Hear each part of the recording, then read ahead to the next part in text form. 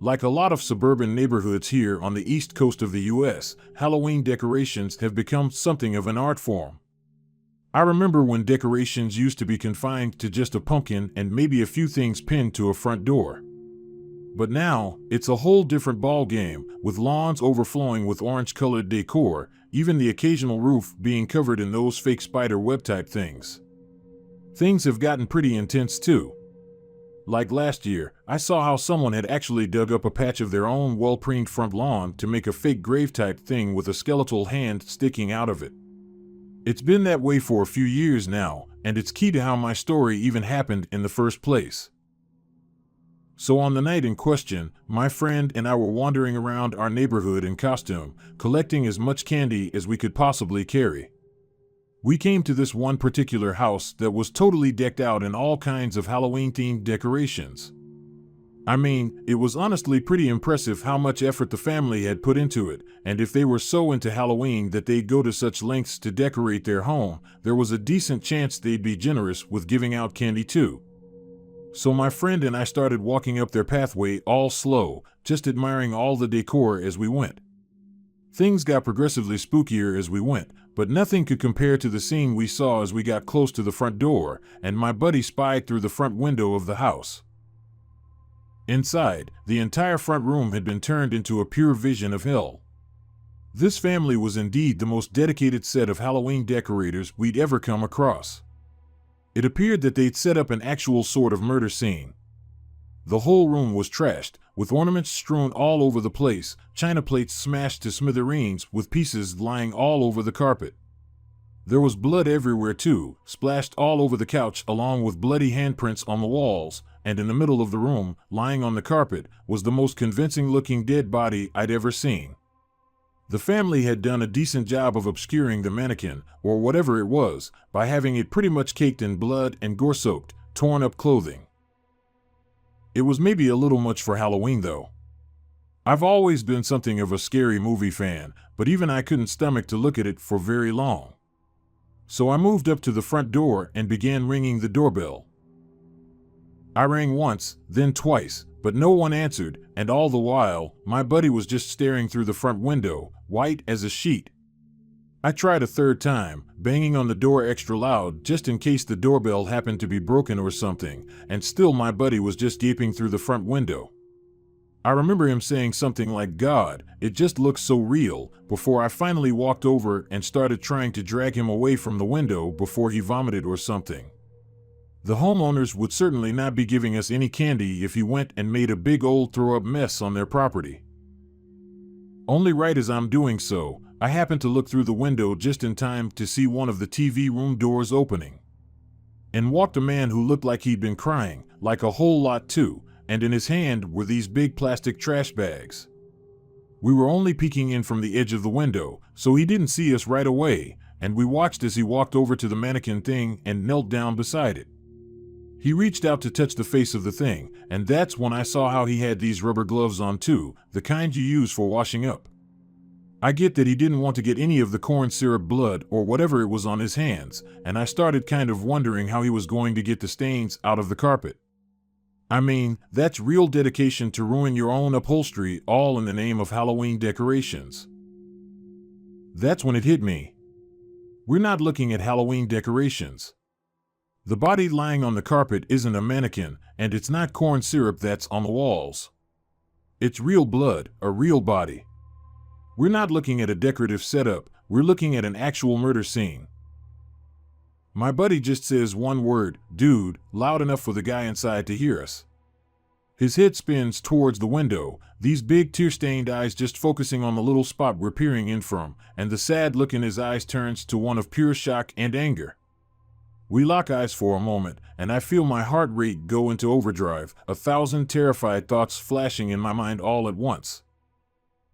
Then, the man is up on his feet again, storming out of the TV room and towards what I could only guess was the front door. My buddy and I just sprint back down the path, running as fast as we can as we hear the front door open up behind us. I look back briefly to see the man, clothes soaked in blood, chasing us out into the dark street. He was bigger than us, faster than us, and had absolutely no intention of letting us get away to report what we'd seen. I can't even describe the kind of fear I felt, knowing it was only a matter of seconds before he caught up with us, and when he did, we'd probably suffer the same fate as whoever it was lying on the carpet back in his house. But as luck would have it, the streets were still pretty busy with trick-or-treaters at that hour, and he must have realized that chasing a pair of kids, still covered in blood, would arouse way too much suspicion. Even if it was Halloween, and people might mistake the real blood for fakery, just like we'd done in the first few minutes of peering through the front window. We ran and ran, all the way back to my parents' house where we begged them to call the police. At first, my parents figured that our imaginations had just gotten the better of us and dismissed our claims that we'd seen an actual murder scene as pure fantasy. In the end, my dad insisted on seeing the scene for himself before calling the cops out, and even if the idea of going back there sent me into fits of terror, he wouldn't take no for an answer. I had horrible visions of the bloodied man just sticking a shotgun through his front door and blowing my dad away so that there'd be no witnesses, and the whole walk round to the murder house. I was absolutely terrified. But as we got closer, we started to see a bunch of blue flashing lights. It was only then that Dad actually took me seriously, and as we edged around a corner and saw a bunch of cop cars sitting outside the murder house, he realized I had been telling the truth. I figure someone who saw him chasing us briefly had the wherewithal to call the police before us, and I thank God that they did, because I don't know if I'd even be writing this if we'd actually been able to walk back up that pathway and back towards the house. It was all over the papers for the next few days, how this guy had stabbed his wife to death, and rumors went round that he'd found out she was cheating or something. But I never really got those confirmed or not, so only God knows what actually caused him to snap and murder her. Like I said, I had to have a great deal of therapy throughout my teenage years to help me get over what I saw that night, and for a long, long time, I saw that body in my nightmares. In the worst of them, my buddy and I would be looking through the window, and the body would rise up into a sitting position before the woman screamed at us to help her, blood pouring from her cut-up mouth as she did so. In some others, the guy would catch us, drag us back into the house, then lay us on the carpet next to the body before taking a knife to us, one at a time. It took a while, but I got past it. Yet Halloween remains a time of year when I can't quite keep those memories out of my head, a time of year when others pretend to be haunted by ghosts and whatnot, whereas I'm actually haunted by the sight of that poor woman lying on the carpet, covered in blood.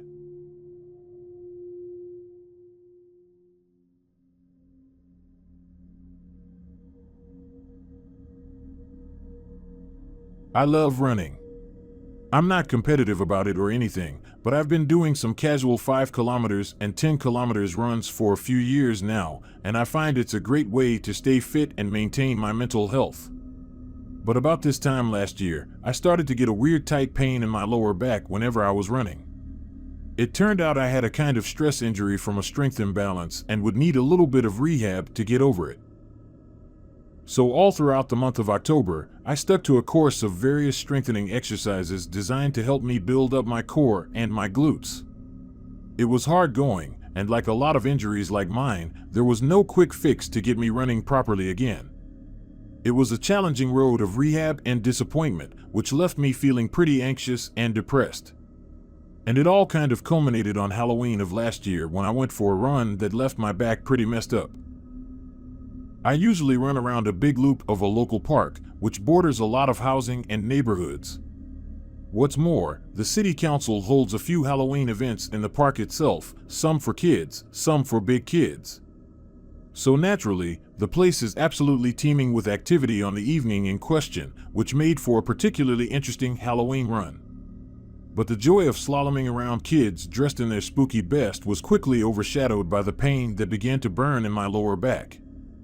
It got progressively worse until after a measly 3.1 kilometers, I was forced to stop, limping my way along the outside path of the park, feeling shamefully defeated.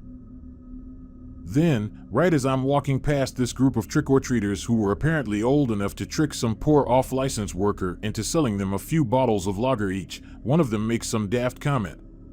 "Look at this dickhead here," one of them says, walking like he's crapped his pants. They all burst into juvenile laughter. Now, running usually makes me pretty zen, so any other time and I might just let a comment like that slide.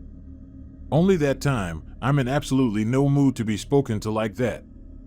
So obviously, I clap back, hard, deliberately shoulder barging the gobby offender on the way past him and telling him he'll be picking up his teeth with broken fingers if he keeps up the lip. Look, I'm not some hard case, but I'd had a really tough time that month, and I was really pent up from not being able to run properly. Remember I mentioned how it was good for my mental health? Yeah, that. Well, these kids were like 16 or 17 at the most, just about the right age to be put back in their place by someone older than them. Only it turned out I seriously misjudged their level of bravado, especially given the amount of Dutch courage that their bottles of lager had given them.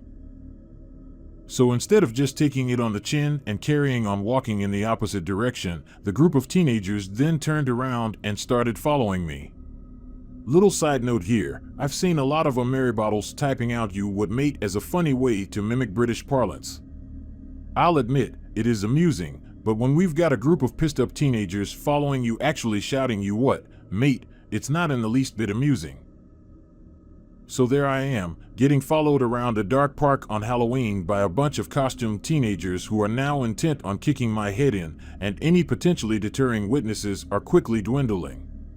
A trio or so of them wouldn't have been a problem, but like I said, there was more than a handful of these little buggers, meaning that if they actually plucked up the courage to do something about it, they could actually do me a fair bit of damage.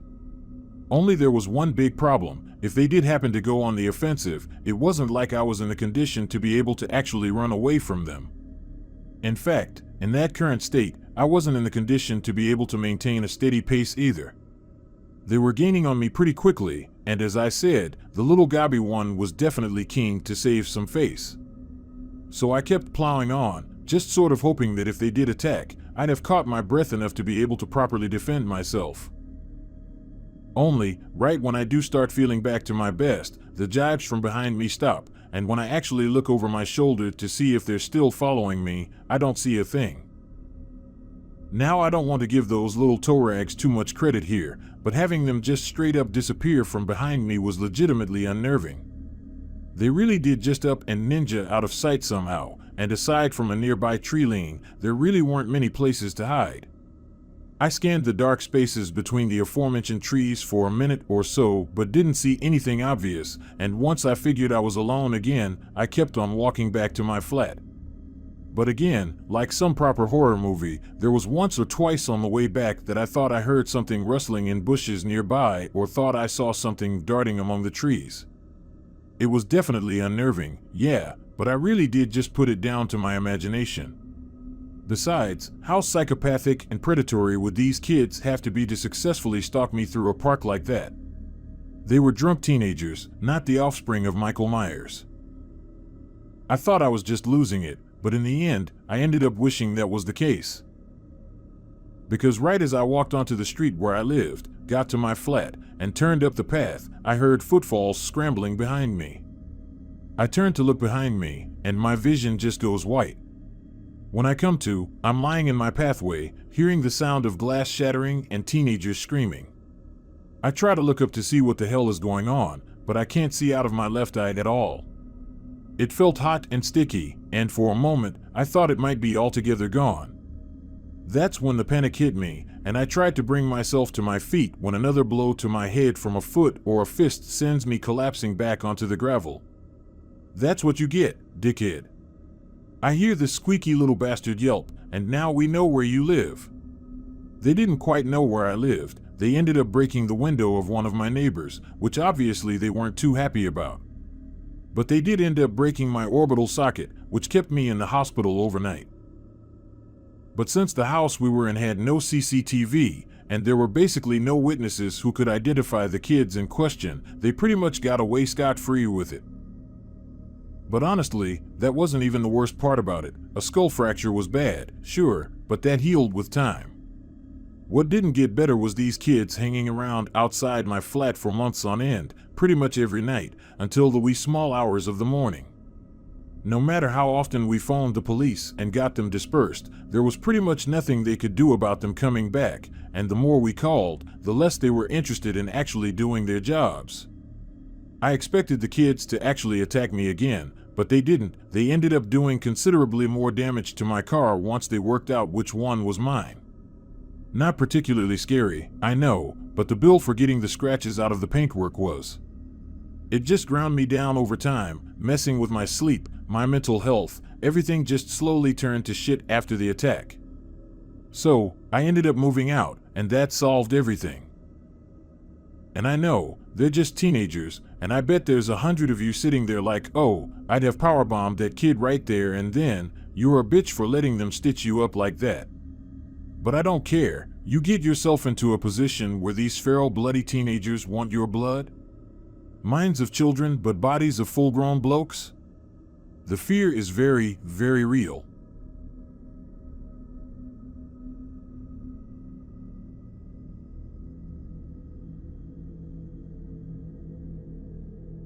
I don't know if this is going to scare any adult readers out here, but as a kid this definitely scared the crap out of me. My dad used to take me and my sister trick-or-treating around our neighborhood here in Toronto every year when we were kids, being a chaperone so we didn't get lost or picked on by older kids. He was always good like that, and my sister and I used to share our candy with him when we got home. It was a major dad tax, but we never minded. There was no way I'd have felt safe enough going out on my own on a dark, freezing night, not when I was that age anyway. So this one year, we end up calling at a new neighbor's house on Halloween night.